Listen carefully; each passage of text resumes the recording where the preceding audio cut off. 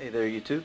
So I finally got my hands on a high-end 3D printer, the Ultimaker 2 Extended Plus. Right now I've got it printing a part of a Hawkmoon pistol from the game Destiny. Now I have had a couple of failures with this printer, and I believe they were all pretty much user generated. I've had some heat bed issues. I've had some of it just comes from leaving it unattended while it was printing, which you're actually supposed to be able to do. So again, it actually goes back to being a user-generated error where just the way I programmed the splicer to make the part wound up causing the error. Over here, I actually have a bucket of things that I've 3D printed thus far. Let's see. Let me just dump this out. Yeah, I did get some Sharpies to try to color with. It didn't work out too well. I'm actually most proud of this. It's as simple as it looks. I did a video on this earlier, and I was going to upload a video just like this one while this was printing, and this was printing during the filming of that video.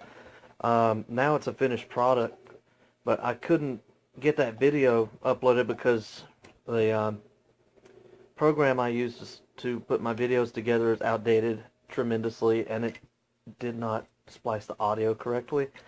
So I wanted to run by one failure in a 3D print that I've had.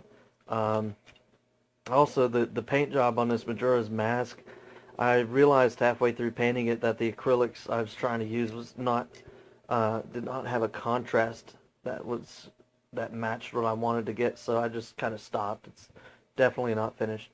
But this Chinese ocarina, I think I'm most proud of this because this was on the fastest and lowest quality print speed available, and you can still see it. Aside from some minor, aesthetic upsets, I can't really feel that. So all of it, yeah, I know my nails are like tremendously long, and I'm gonna get comments on that, I know. So I mean, I'm most proud of this because it was printed on the lowest quality settings.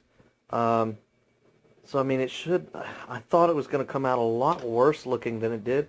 And if you hold it just right, it's hard to do. I can't do it unless I'm using both hands. But you can look up videos of other people playing it. It's actually, I mean, you can get quite a range of, you can about get almost a full octave out of that thing. Anyway, it's a Gears of War Lancer I 3D printed. I thought that'd come out rather well. That was also on the fastest and lowest quality setting. So I'm actually rather appalled at, so I've actually been rather blown away at the quality of items I've been able to print. This is a Lord of the Rings ring that, with the engravings on it that I printed, and spray painted it with a metallic gold finish, and it's a raven skull I did. Kind of cool. It was actually a two-piece. I haven't had a chance to use bonding agent to seal that line in it and make it smooth, but I'm not sure if I really want to bother. This is an actual medallion size Witcher medallion. Turned out really well, so all I gotta do is put a chain on that and I'll have a necklace. This was my first ever 3D print. I made this for my mother. It actually comes with the printer. It's actually programmed into it, and it's made to print on the fastest setting, so it's like a 10-minute print. But I want to talk about this for a minute. This is actually a failed piece. This was an 18-hour print, and I believe during the 15th hour, the power surged at my house, and when that happens, the printer just resets into default state. And so instead of printing the iron sights and the rest of the barrel, I just wound up with an unfinished piece. Right now you can see I've got it printing the same thing, this time on the fastest settings. And right now there's 9 hours left.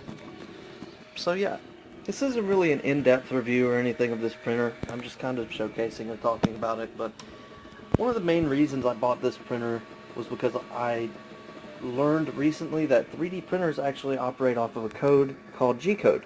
and I learned how to read, write, and do all the math to come up with, and I learned how to read, write, and do all the math to formulate the G-code necessary to do an operation like this when I was in college.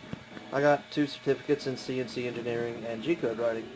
And when I found out about that these machines run off a G-code, I said, yeah, I'm definitely going to get one then, because a CNC machine is so ungodly expensive. I mean, you can spend $3,000 to get one of these, and not in this universe at least will you ever find a CNC machine that will make products of this quality for $3,000.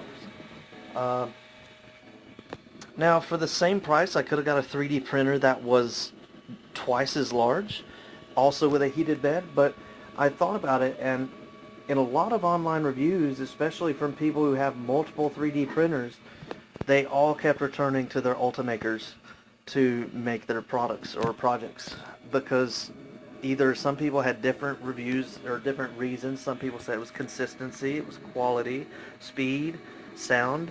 Because I know you can hear this thing. It probably sounds loud with the camera up to it, but let's move the camera about 3 feet away.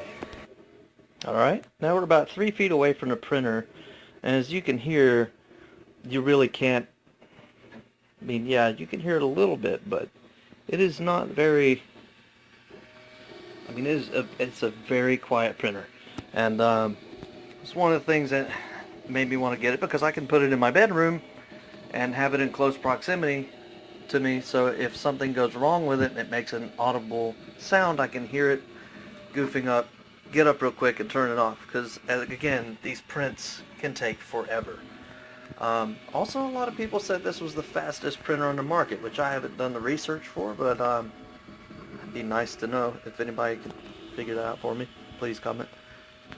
I almost forgot about these 2 little prints. I made a guitar pick and a whistle, which is, it's actually rather loud, which is kind of cool. And the guitar pick, I don't really have a way to film while trying to play, but I mean, it gets a decent sound. My fingernails are really long, so I can't play too well right now, but I'm not tuned up.